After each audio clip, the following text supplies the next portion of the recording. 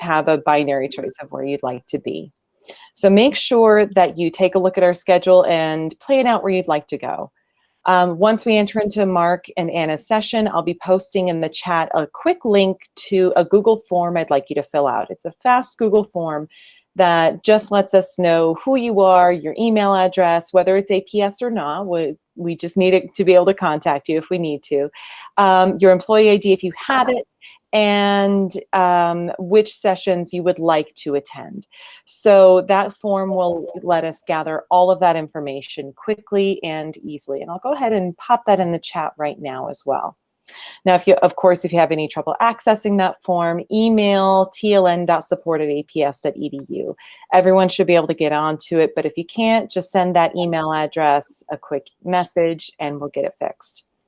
The other thing for today, all of you should have received a participant booklet as well.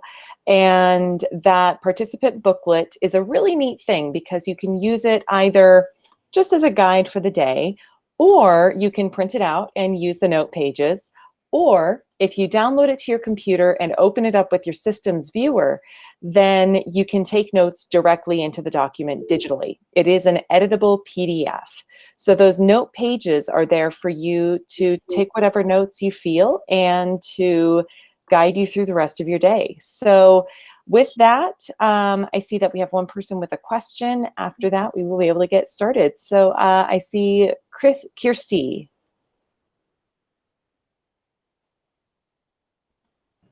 Just to let you know, the form says that we can only enter it if we are in APS credentials. Great. I was afraid of that. So if you are experiencing that issue, I'll hop in just a moment and see if I can fix it. If not, then we'll forget the form altogether, but I'll hop in and see if I can fix it. And after that, if we're continuing to have problems, we can email that support email address. Thank you. And Philip. Good morning, all. Getting to meet you all for the first time. My name is Philip Erickson, novice teacher, or at least I still consider myself to be. I'm going into my 4th year teaching, but always, it never hurts to learn the rules and to get the tools again. That being said, I just have a quick question. Does this count towards the needed PD hours? And if so, is there a certificate of completion for attending these sessions? That is a great question. So Jamie, I believe you'd have a better answer than I would. I'm going to need to refer to Dr. Cernamarmel and Amelia for that in terms of the required PD hours. So yes, it will count towards any PD if you're an ELTP school, which is I'm guessing what you're asking. If you have registered for this in PowerSchool, PowerSchool will keep a record of all of the hours that you've attended any PD workshop. So you should be able to do that, collect that data. If you are not registered in PowerSchool because you don't have APS credentials yet, just get with us after the training and we can provide you and your principal with any sort of documentation that you need. Although you should be able to use your timesheet probably also as documentation of having attended this PD. Yeah, and there is a just to add, PowerSchool, you can also print out a transcript as well as a certificate. Yeah. So if you were registered in PowerSchool, you can do that. If not, if you were one of those folks who was unable to register in PowerSchool, we can provide you with something. So we'll work on all of that.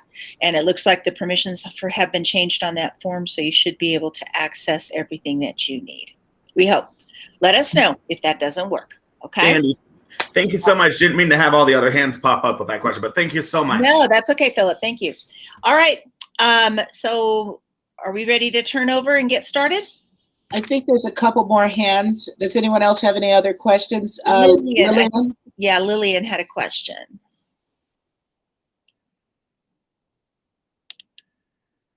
I think you're muted, Lillian. Yes, thank you. I'm sorry, I'm new to Google Meet, used to Zoom. Thank you so much for inviting me today. With the 2 synchronous sessions at once, will we be able to access another session later on that's recorded if we have to choose between 2? Yes, you will. We are recording every session, so that way you don't have to miss anything if you're having to choose between 2 that you're interested in. Okay? Thank you so much. We'll send those links on later on to everybody so that they have them. Thank you so much. And I'm not sure if I received the packet that Molly referred It's to? called the participant guide, and I think I emailed it to you this morning, Lillian, just a few minutes ago. So you should have that in your email. Thank you, Jamie. Thank you so much. Appreciate it. If you don't text me again, and I'll send that off. Okay. All righty. I will stop talking now, and we're gonna get started with our day. I think Anna and Mark are gonna take it from here. Have a wonderful day, everybody. Enjoy. Good morning, everyone. My name is Mark Halbig. I'm a behavior support specialist, and presenting with me today is Anna Kay. She's a behavior support specialist as well, and she's getting the PowerPoint ready. I'm going to drop a copy of the slide deck into the chat there so that you can follow along, and there's a lot of links in this particular slide deck that you can access at a later time as well. If you have any questions as we're going through this, Molly Keys will be working the tech for us, so you can just drop a question in the chat and someone will let us know that there's a question and we'll stop there.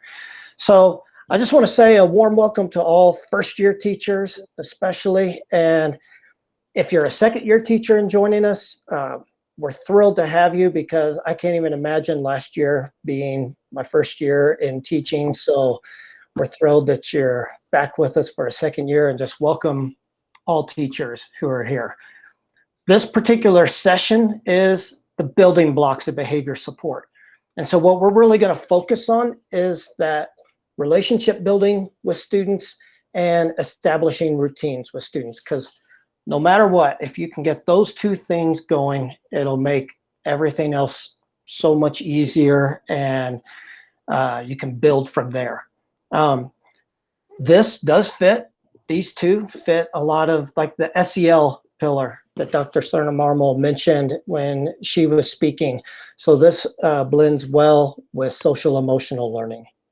So if there's any questions, if not, we'll go ahead and get started. So we're going to do a quick get to know you activity. And this is one I've used in the classroom. I taught mostly 8th graders, and they loved this activity as well.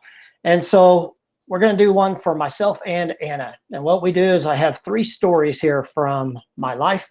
2 of them are true, 1 of them's false. So what we're going to do is we'll go over the 3 stories and then put 1, 2, or 3 in the chat, but don't hit enter until I tell you, and then we'll see like a chat waterfall. We'll see all the answers come at once, and then we'll tell you which story is the lie. So the first story is about me breaking my elbow at a basketball game on a Saturday night. Didn't go to a doctor until I was in class on Monday, forgot about it, and I leaned back in my chair and screamed out loud in class. And so I was in surgery 2 days later. When I was 12, I accidentally started a church fire while I was an altar boy at a Good Friday Mass. Trouble man. And story 3 was when I was 24, I worked and lived at the Grand Canyon. And my last week there in August, I hiked to the river and it was 110 to 120 degrees. I got dehydrated hiking back up and had to be helped out by the rangers. So put 1, 2, or 3 in the chat, and when you're ready, hit enter, and we'll see which people think is the lie. Which story is the lie? Seeing a lot of being the lie, and then a blend of the others. Give it about 10 more seconds. So story number 3 is the lie. Story 2 is true. I actually did start a church fire. We did have to evacuate the church. It happened when anybody's ever been to a Catholic Mass, and you know the incense, we had to put a little charcoal piece in there to make the incense go. And right as we lit it, we dropped it, and it burst into a whole bunch of pieces on the floor, but we didn't think it was lit. So we picked up the pieces and threw them in a trash can. And about halfway through Mass, the trash can caught on fire, and so smoke started coming out into the church. The choir had to put it out, and we had to evacuate. So 3 is partially true. I did almost feel like I was going to have to call the Rangers, but I did make it out on my own. But my advice, never hike to the Grand Canyon in the middle of July when it's 110 or 120 at the bottom. But I did not have to be rescued. I was able to make it out. So that's a fun activity. My students would refer to, like, if they thought I was getting upset, they would even be like, don't get him mad, he sets fires. Like, they would reference that story all year. So it's a good activity to use. And now Anna will present hers. Sounds good. All right. Mark's a tough act to follow on the storytelling, but I'll do my best. Okay, so my first story, again, 2 of these are true, 1 of them is false. My first story is, in my lifetime, I've broken 8 different bones, but only worn 3 casts. Story number 2 is, when I was about 7 or 8, I was kicked out of the Rock and Roll Hall of Fame in Cleveland, Ohio, because I was continuing to run up the escalator. It's the escalator that was going down. I was running up it, and the security guard repeatedly told me to stop, and I didn't. So I was kicked out of the Rock and Roll Hall of Fame. The third story is that I used to teach in Argentina. And when I was preparing to move back to the States, I discovered that in order to transfer all my Argentine pesos into USD, there was going to be a really significant tax. So instead of paying that, I sold my Argentine pesos for USD to other American travelers as I traveled around South America. So we'll do the same chat waterfall. You can go ahead and press enter. Tell me which one you think is false. Ooh, it looks pretty split. Lots of 1s. Lots of 2s. I saw some 3s at the beginning. 2 is actually the false story. I was not kicked out. I was told that if I didn't stop running up the escalator, I would be kicked out, but I did eventually stop. Number 1 is true. I've only worn 8 casts or only 3 casts out of the 8 broken bones, because I've broken my nose and my jaw and a couple of vertebrae. And so you can't cast those.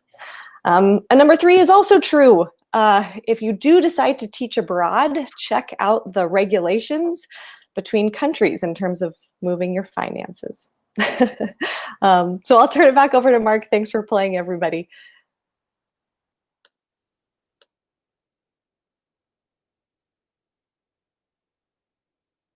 Okay, so our agenda for today, we have a few slides here at the beginning that are just kind of about teacher mindset and behavior support systems in the classroom. But the main focus is on the relationship building. And we're going to focus on a lot of ways to build relationships in the classrooms.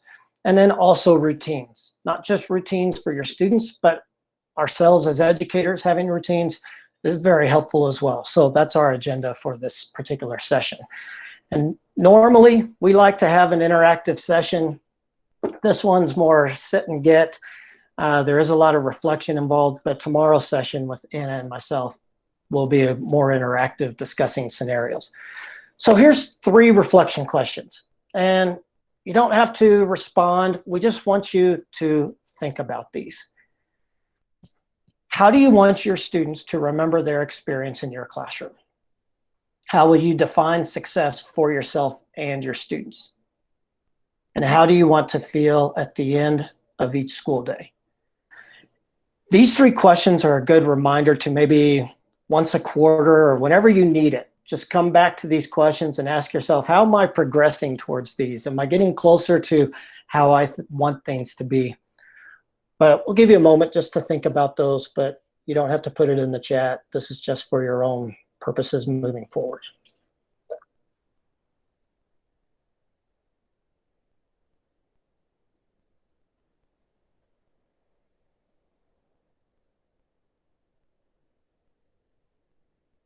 And if you wanted to share, you're more than welcome to, but you don't have to.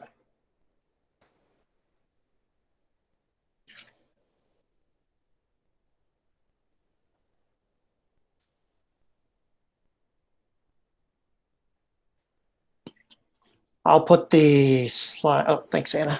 Okay. All right. On the next slide. So whether you're This is my 21st year. So whether it's year 21, year one, no matter how long you've been doing this, if you treat every day like this is the beginning of your education, you'll continue to grow as an educator. And so one of the main ways is that constant reflection. At the end of the day, at the end of a lesson, what worked well, what didn't, and not to punish ourselves when it doesn't go well, because there's going to be those times, but to learn from it. One of the best ways, oh, I love that. I want my classroom to feel like Cheers, where everybody knows your name. Thanks for sharing that one. Observing other teachers is a great way to learn. And one thing to be aware of is not to copy, because we can't copy like someone's personality. We have to be ourselves when doing it. But just what can you take and then make for yourself? And so observing other teachers is a great way to learn, and be willing to be observed. Whether you have a mentor, maybe there's a department chair or someone you trust in the building. It can even be us. We do not report to administrators. So if you just want that kind of someone from outside the school to come in and want to look for one specific thing, we can come in and be observed. And another big piece down at the bottom there are those collaborative conversations. Just conversations with fellow staff members, first-year teachers. You'll get so many ideas, because there's so many experts in the room that it's not always about having to go to a professional development, but just conversations with others. So when we talk about behavior support, the mental approach is so important. And what we mean by that is every now and then I'll hear someone say, well, the students made me. No one makes us do anything. This is something I'm always telling the students. What we control is how we can respond. So I can tell myself, no matter what anyone says to me today, no matter who tries to push my buttons to make me angry, I'm going to be the adult in the room. I'm going to respond in a calm, professional manner so they still know that I care. Having that mental approach before you go in is half the battle. Our job is to de-escalate behavior and not get into that personal grind with the students. Again, I mentioned on that last slide, just being yourself. My first year, I had a teacher right next to me, Miss Gwendolyn Jean-Louis, and she was a firecracker, and she called herself the big dog. She had such a passion and enthusiasm, but I couldn't emulate that. I could learn from her, but that's not who I am. I'm more the calm, laid back person. So I have to be myself, and we all have to be ourselves. So if not, students will pick up on that it's not authentic, and they'll notice that. Be aware of how the student is arriving and how we're arriving. We have stuff going on in our personal lives as well. And so just being aware of that, being aware of what students may be bringing with them. We can still have high expectations for them, but just that awareness might change the approach with which we address them or work with them. And whenever you see something underlined and in red there, that means there's a link. And so that's a link to a video you could watch later. It's a good reminder of kind of what everybody might be bringing with them. It's a good empathy video. And one of our favorite terms, Dr. Serta-Marmol mentioned earlier, being tough but fair. And we've seen this term, the warm demander. You can be warm and you can be caring, but you can still have those high expectations. So that's a little bit, if you take that approach into behavior support, you'll see the benefits.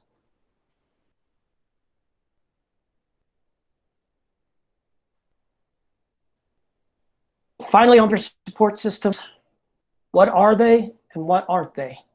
And our main point with this is one of the main things they are not. It's not about control. Okay, it's not about controlling everything the students do. We can't control, we can't make them do things, but we can set up structures that benefit us and them. And having these structures is a huge part of teacher and student success. And when you build that relationship building and those routine structures into it, that's when these behavior support systems will be more effective. But that's the one thing. Sometimes you might hear someone say, oh, I don't smile till Christmas. Well, it's not about that control and kind of giving that mean disposition. It's more about the structures that you're building for everyone. So just take a look at this quote, and we'll now focus specifically on relationship building.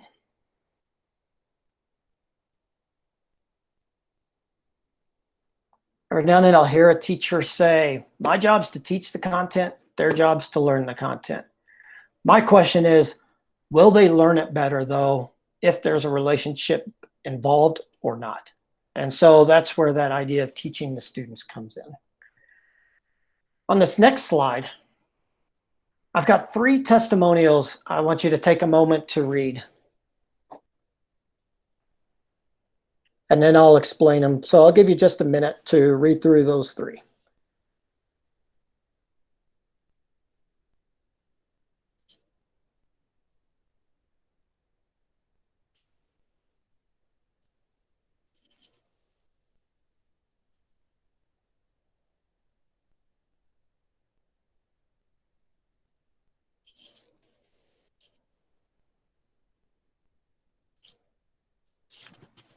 So first, testimonial number 3. All 3 of these come from sports. I'm a big sports fan, and all these are sports examples from either college or professional sports. Testimonial number 3 is an NBA coach who was fired after his first year coaching the Indiana Pacers. And the main reason they said is he didn't have relationships with the people in the staff and the players. He had lost the locker room, as they'd like to say. Testimonial 1 comes from the head football coach at Indiana University, where I attended. And we've been awful in football for years. We're finally kind of getting good. And this guy's whole mantra for the team is called LEO, love each other. That's the college football team's mantra. And what he means by that is we will be there to support each other no matter what, but we're also there to hold each other accountable. And his players love him. And the other coaches and other teams say you could see just how hard they play for this one coach. Testimonial number 2 comes from a college basketball coach who has worked with professional athletes. And I use these examples because if it's that important in dealing with college players and professional players, these grown men who 300-pound college linemen, if relationship building is that important for them, think of the importance it plays just in our everyday classroom. So that was the purpose for showing those 3 testimonials.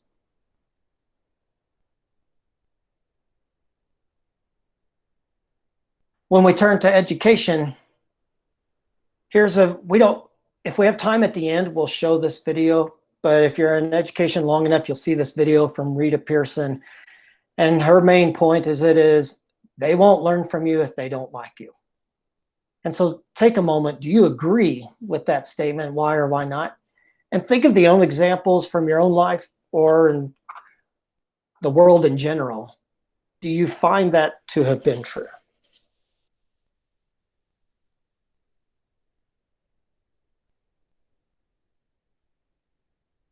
So we'll definitely try to come back to this video, and maybe that can be a discussion point later, is can you think of those real world examples? I will honestly say for myself, even though I've learned from some people I didn't really like, I learned more and I worked harder for the people that I did like. In terms of relationships and education, what does the science say? We've linked an article here that talks about the more you know your students, the more you'll see these 4 things at play. And I think we could all agree about the motivation. It creates that safe learning space. You'll see an improvement in behavior just through the relationship building. The one I was impressed by was the new learning pathways. That the more you know about students, and then you can connect their background to academics or what's happening in the classroom, they start to develop those new learning pathways in their brain. And that just comes from knowing the student better.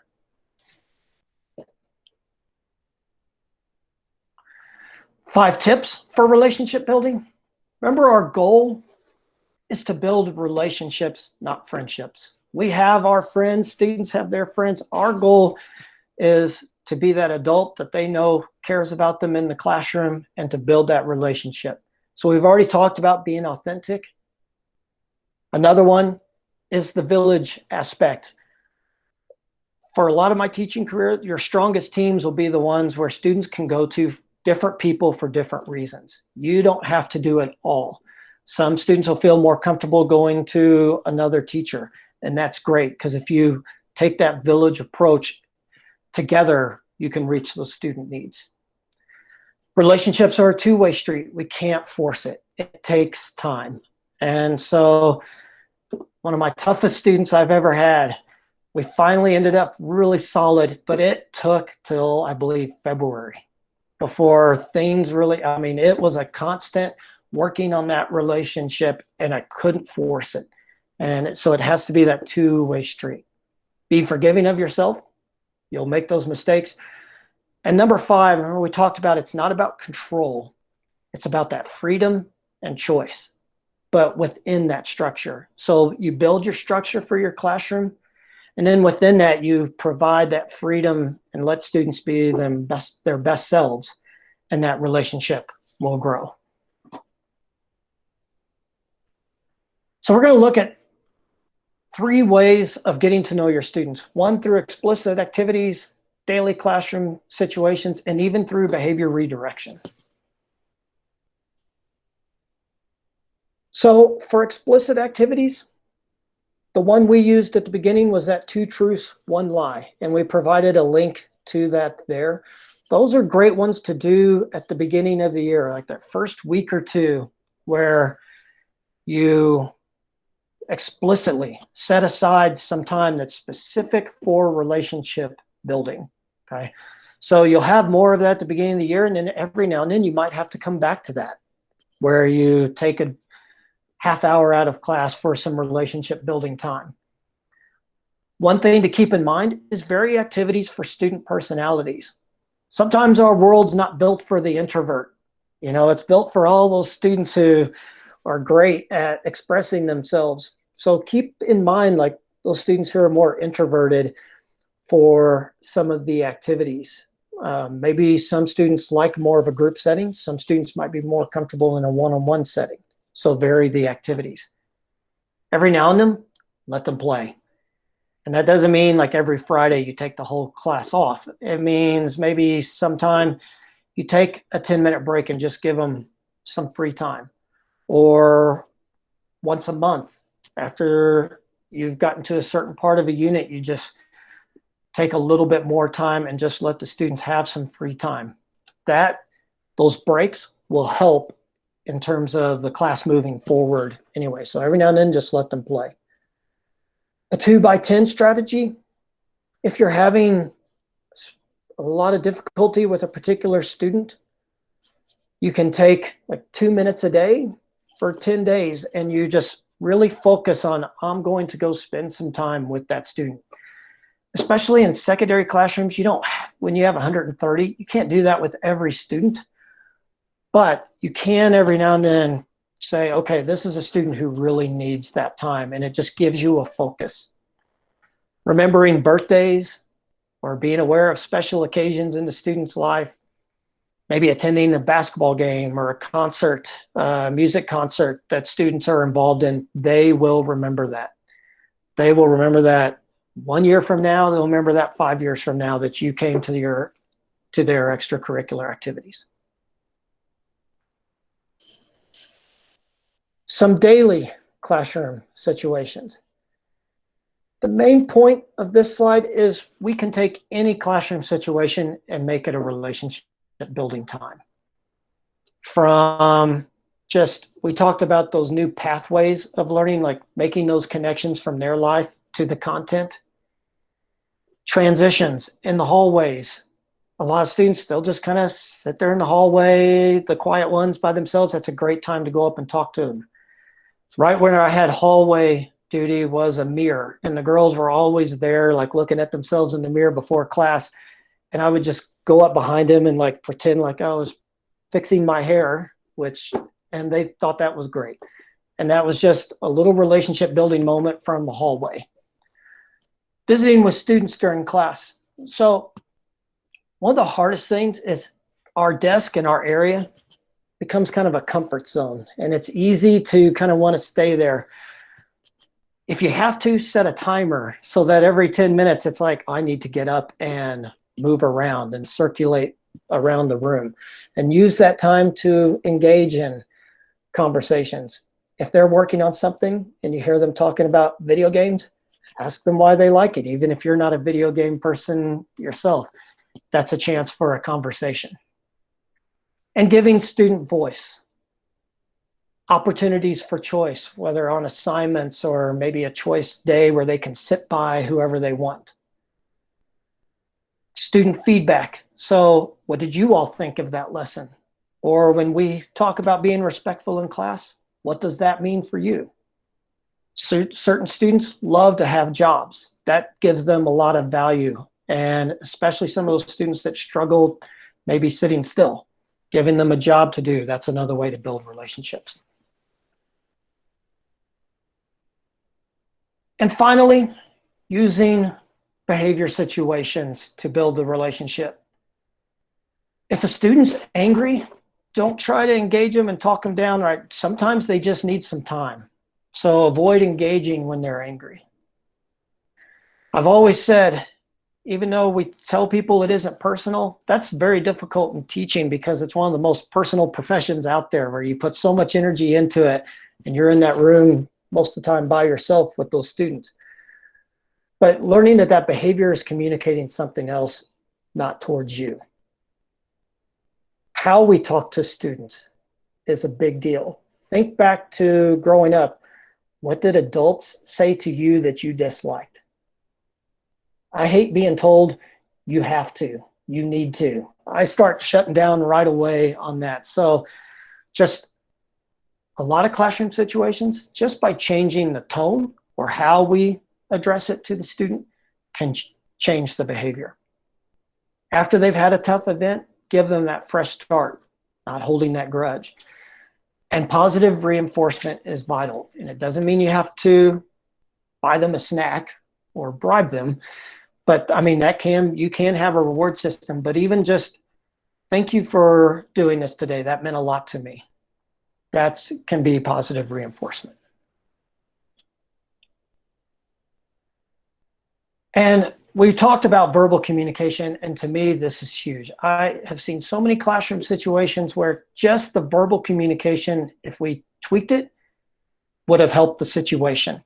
I just read an article where the #1 way that corporations can keep their workers is by sincerely and consistently saying thank you. Not all the bonuses, not all the rewards, but making the workers feel appreciated is the #1 thing corporations could do. So remembering those please and thank yous. Using humor. If they try to push your buttons, just make a joke about it. But be careful with the sarcasm. You really have to know yourself, know your students. That can escalate things if you're not careful. The love and logic idea, providing empathy with that accountability. Probably the student I mentioned that it took till February to really kind of get that relationship to a point where we could move forward. The final thing that really helped her kind of break down the walls and we had a great year the rest of the year was when I apologized for something that I could have handled better. And we made a deal from that point forward, we would communicate much better. Veronica? Do you have a question? Okay. I didn't mean to raise my hand, but I missed that part where they were talking about the love and logic training. Is that something that they offer through TLN or do we find that outside? Someone else have the answer to that. I know a lot of people have studied it outside of APS. There's like the specific program, Love and Logic, and then we just kind of blend that idea into our trainings. But if anybody has any information on it. Yeah, you might want to check with your school because some schools have purchased Love and Logic professional development for their schools, but it's been an individual school choice. So you want to check with them first. We are not Love and Logic certified trainers or anything like that, but we do read and use their strategies in our trainings. Thank you. Last two things there, point of view. Not only listening to students' point of view, but I've found that it really helps students sometimes to understand our point of view. Like, I get that you're really struggling with this and everything, and I want to help you. You have to remember, I also have 30 students in here that I'm trying to do this. So how can we work together? And just by hearing my point of view on the situation, really helped the student kind of gain a better understanding and understand how the other students in class were feeling. And so taking that, using point of view to help build and make that relationship stronger can help with the behavior.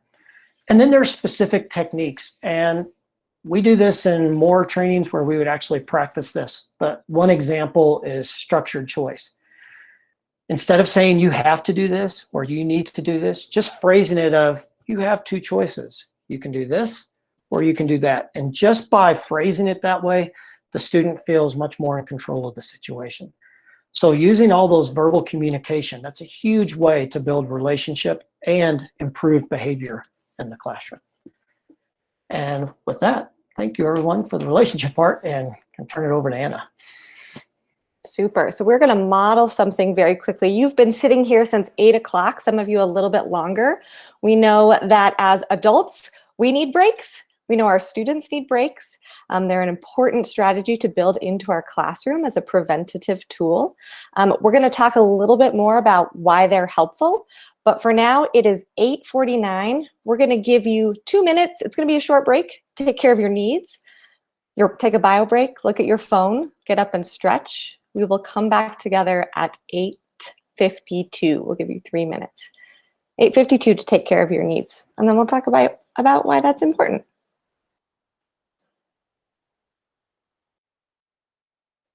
Oh, and you don't need to leave the meet. You can just turn your camera off if you want to, but you can stay in the meet. We'll keep it open.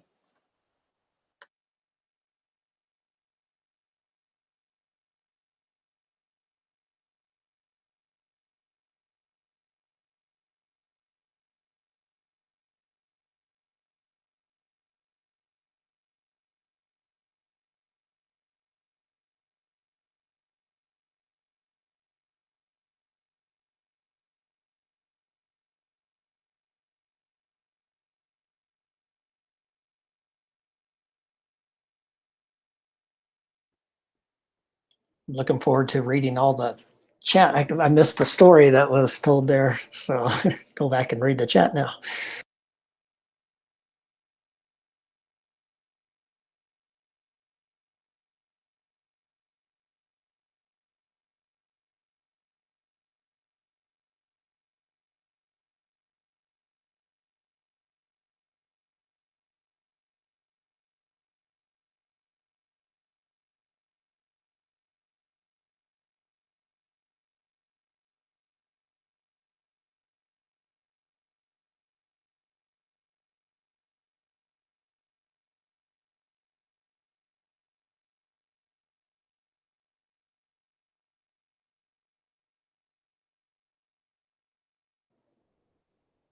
Question, Philip? Not really a question, more so I just kind of wanted to add what you were saying earlier, Mark, about how it takes time. My first 2-year teachings, I was teaching small group and inclusion social studies at Atrisco, school that I teach at. And it took 2 years for me to kind of like crack the shell of a student. And when I finally did, he was testing at like maybe 3rd grade reading levels, right? And from time and persistence and I would say my annoying personality, it eventually wore him down enough to a point. But I got him to feel comfortable enough to where he was able to read out loud as we did the class 12 Angry Men. And it was like the unedited version of it where the text was this big and there was the big jargon, you know, courtroom lingo and all that fun stuff. So when he says it takes time, it's not, I mean, lucky for him, it took him 1 school year. But sometimes if you're able to have that relationship with the kids to where they come back after you've had them as a student, it'll take a lot. Sometimes it takes them a long time to actually be able to like make that connection with you. So I just kind of wanted to add to that. Yeah, because I didn't mention all the ones that you've never do quite reach during the school year. And so thanks for mentioning that, because sometimes a student will come back 2 to 3 years later and be like, I just want to thank you. I know I was a pain when I was in your class, and you never would have guessed that that student would come back and you had the impact that you did. So had some good stories, Philip. Thanks for sharing. Oh yeah, and it's even better when you have the younger siblings as a student, yes. but their older ones tell you. The other ones tell you, and like in the same room, they're like, "Oh, well, watch out for him because he'll do this, this, and this, and this." Kind of like the play-by-play book of it. But when the older sibling tells the younger one, that really just even further helps build up your classroom. Exactly. Super. Well, thank you. I see that a lot of us are coming back. Welcome back. I hope you enjoyed your break.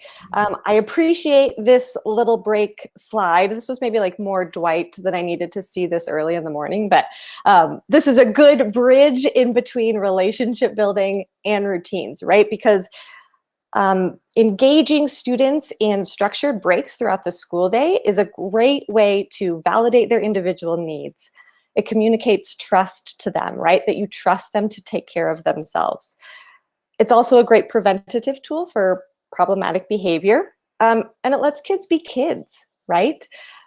It's important for us to remember that even our 12th graders are still kids. And break time, where kiddos are maybe having an opportunity to turn and talk to one another, maybe they're doing a Go Noodle video, whatever that might look like, is another great way for you to connect with individual students, right? So if you're doing that 2 times 10 strategy that Mark was talking about, while the rest of your kiddos are on a quick break, this is a good time for you to connect with that student. And it's also a really important routine, which is a great transition because now we're going to talk about routines. One of the most important building blocks, I would say, second to relationship building.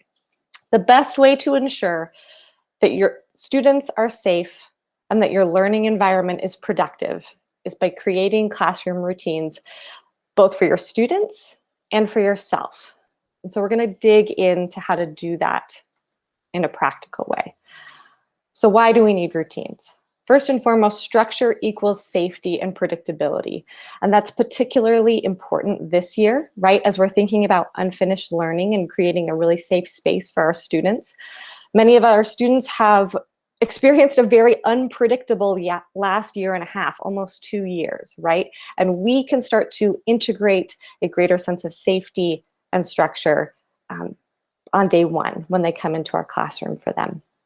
We also know that if we have strong routines in our classroom, there are fewer classroom disruptions and higher levels of both academic and social emotional engagement.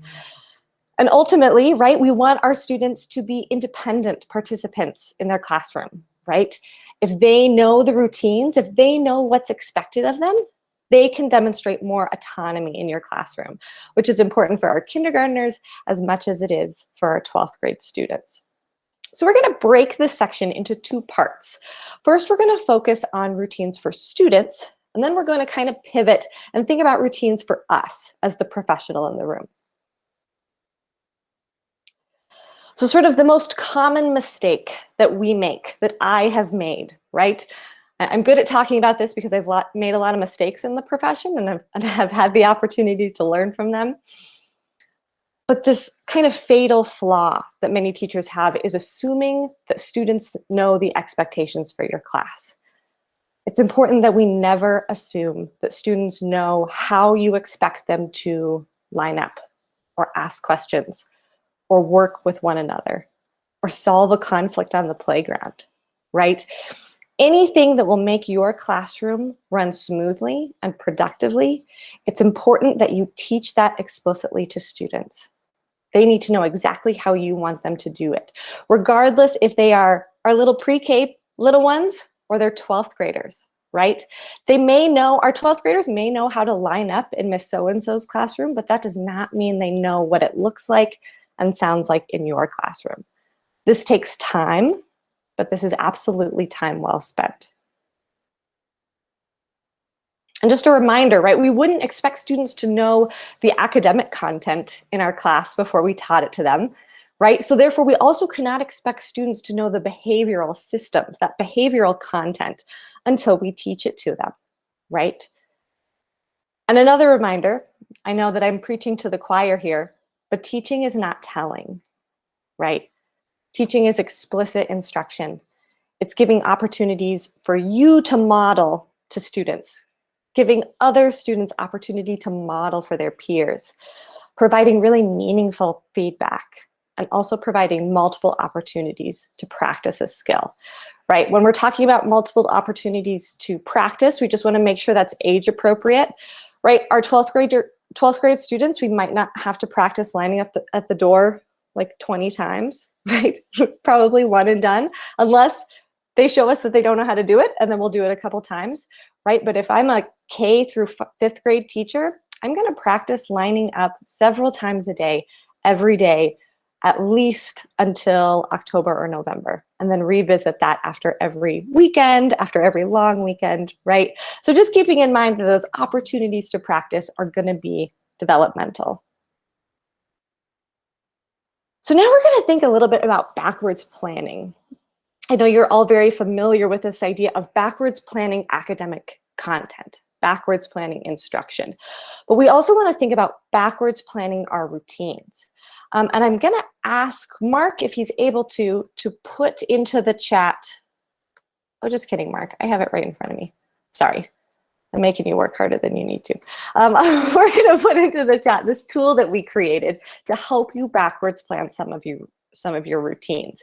So when you click on that link, it's going to force you to make a copy. There's going to be a little blue button that says make a copy. You're going to click on that, and then you're going to have your own copy of this document, so nobody else can see it. It's just yours. And on this document, you're going to see these 5 steps. First, identifying the top essential routines that will make your classroom run smoothly. Defining what those routines look like and sound like, right? We can't teach our children, our students, what those look like and sound like unless we know exactly what we want them to look like and sound like. Step 3 is explicitly teaching the required skills and sub-skills to perform the tasks that are part of that routine. And then number 4, the most important one that is the easiest to forget is reinforcing that desired behavior. When we see students doing the routine, we need to reinforce it. We need to reinforce it with our words, by giving behavior-specific praise, maybe by our body language, 2 thumbs way up. If we have a point system or some other type of behavior management system in our classroom, maybe we're reinforcing that behavior that way. But this often goes undone, right? It's so much easier for us to notice when students aren't performing the behavior we expect. It's a challenge to ourselves to notice when they are and really make sure we're reinforcing that. And finally, reflecting and modifying as needed. So this is the backwards part where we're going to go back to the beginning and say, how is this working? Do I need to run through this system again? So again, that planning document is yours, and we're going to show you an example of how it could look. So Mark and I picked this was an essential routine for both of our classrooms. I have more elementary experience, and Mark has more secondary. But in both of our classrooms, we knew that students needed to work productively with a partner in the physical setting to co-complete academic tasks. We were thinking if we were teachers this year, that's going to be particularly important because students didn't really work together in the same way next year. So we went through with what that would look like and sound like in our classrooms. And Jennifer, I'm so glad you asked that question. We're going to do that in just a second. You're ahead of the game. Then we went through and listed the skills and sub-skills that we were going to teach. Now, we just kind of listed them out here. If you're filling this out on your own, you might choose to put more detail into this, right? Which days am I going to teach this? What point in the lesson, right? Be as specific as you need to be. And then we need to make sure we're reinforcing that and giving ourselves a reminder of the tools we're going to use to make sure we're noticing the behavior that we want to see and reinforcing it. And then reflecting, right? If we feel like the system is not working for one kid or a group of kids, maybe we need to reteach some of those sub-skills and skills to the student, or maybe, you know what, this routine is not working as is, and we need to go back through and rethink that. And that's okay, right? That's part of learning, professional learning. So now Jennifer just asked this brilliant question. I'm so glad you asked that, Jennifer. We're going to give you a moment to think about the routines, those essential routines that you want to plan so that you can roll them out on the first day of school. Now, in your slide deck here at the bottom, there is a list of some examples of routines. You could click on that if you're totally stuck, but we just want to give you about 2 minutes to think about what routines you want to make sure you roll out on day 1. It might be 5, it might be one really important one. We're going to use the same chat waterfall activity that we did in the very beginning. So if you would like to share your routine idea, put it in the chat, but don't hit enter yet. At 9:05, I'm going to ask everybody to hit enter so all of our ideas come through at the same time. So we're going to take 2 minutes of think time to type that essential routine or routines into the chat. And Philip, I see you have a question. Yeah, because me and I think a couple other people in this PD have kind of gone through this at our school with Esperanzas is what we called them. And I forget, when you press enter, you think it's just going to move to the next line, but it will submit your answers. So just do a couple of spaces if you are going to number them. Because right. It's annoying. So yeah, just a warning on that one there. I appreciate that. Thank you. So we'll take another minute of think time. Which routines do you want to plan so that you can roll them out on the first day of school?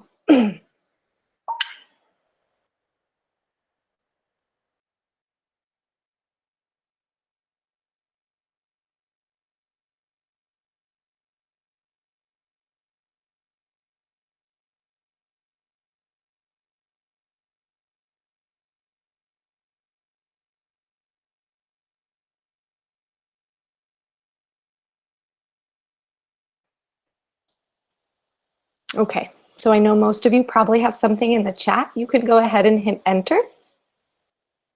And then we're going to take another 2 minutes and just give you an opportunity to go through and look at some of the routines that your colleagues are going to prioritize.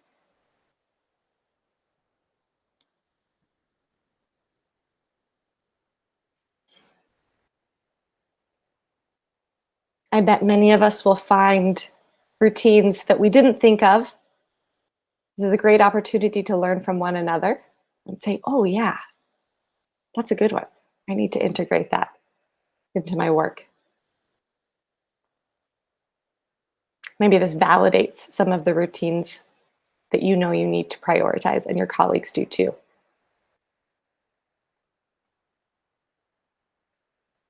Putting away backpacks, yep. That's a good one. Greetings, so important. In the nature of time, we're going to keep going, but please continue to pop those ideas into the chat. Ooh, bathroom breaks. Yep, it's important for us too. Now we're going to pivot, and we're going to go through this part relatively quickly, but you have the slide deck available to reference if we don't kind of touch on everything. We know routines are important for our students. They are also important for us, right? They make us feel safe and predictable if we have a system in place for ourselves. So first, we're just going to kind of look at general routines. Now, for me, again, I said I made plenty of mistakes in my career that I had the opportunity to learn from. My first year teaching, the 2 things that got away from me were my grading system and also communicating with parents, right? Communicating with families. I was really strong out of the gate, kind of talking to my families and touching base, but then I did not have a system for myself to keep that up. And so I found I was really only talking to parents at parent-teacher conferences, and that didn't feel great. I didn't feel like I was able to create relationships with parents. As I went through the profession, I recognized that I needed a system for myself. As far as my grading happened, I am a very structured person, and it helps if I put it in the calendar. So Thursdays, Thursday evenings and Tuesday mornings is when I did my grading, right? That was a sacred time for me that I had to preserve so that I didn't end up taking home mountains and mountains of things to grade on the weekends.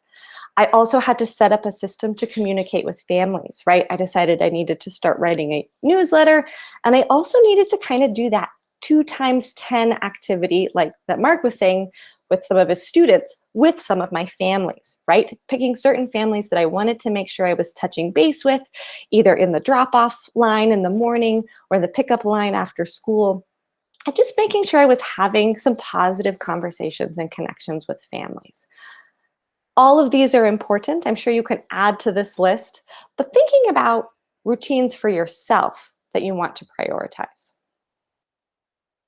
We also talked about that reinforcing positive behavior, that number 4 on our planning document, the one that is so easy to forget. It's important for us to create a system for ourselves, a system that is going to encourage us to reinforce positive behavior. Maybe it's setting a timer on our smartwatch that buzzes every 10 minutes to remind ourselves, hey, I need to look for the things my students are doing well. Maybe it's setting up some small group time where we're just kind of connecting with students during brain breaks, or maybe even during like our literacy block. Thinking about ways that we can incorporate reinforcing this positive behavior into the structures in our classroom to help us do it. And also we need some routines for ourselves when problematic behaviors arise, right? There is a really fine line between knowing when to stop instruction and correct behavior and when to ignore it, right? Knowing where that line is comes with practice and also getting to know your students.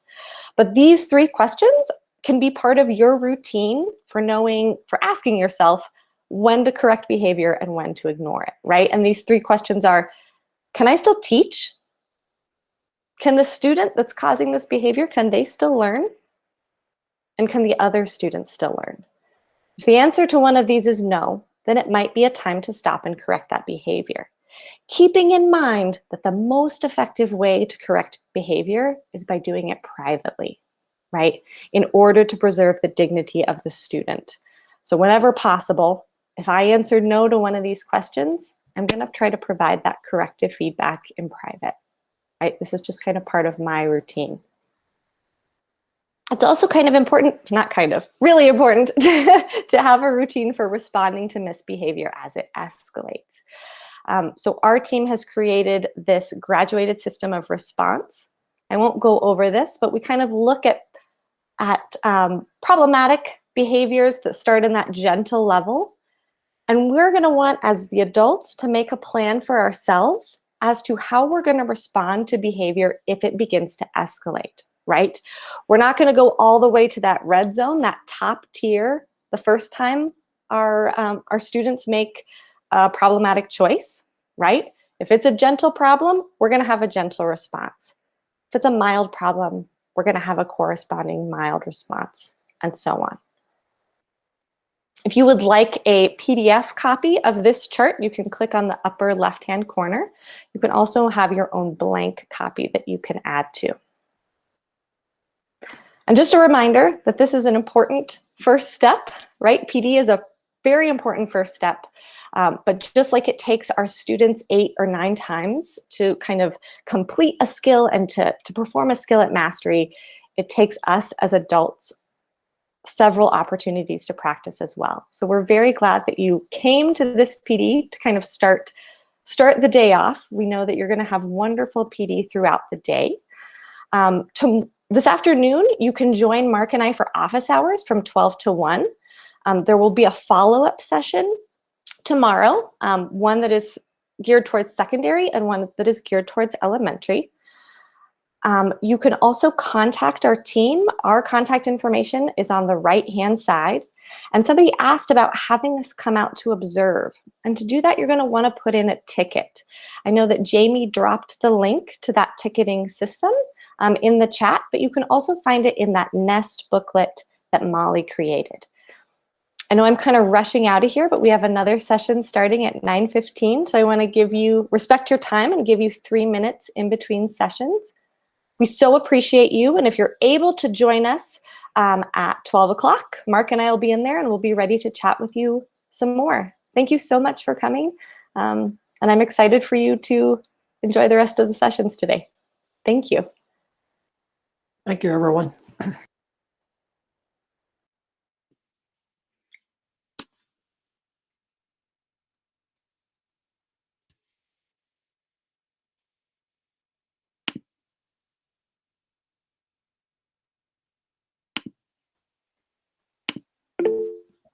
And to answer someone's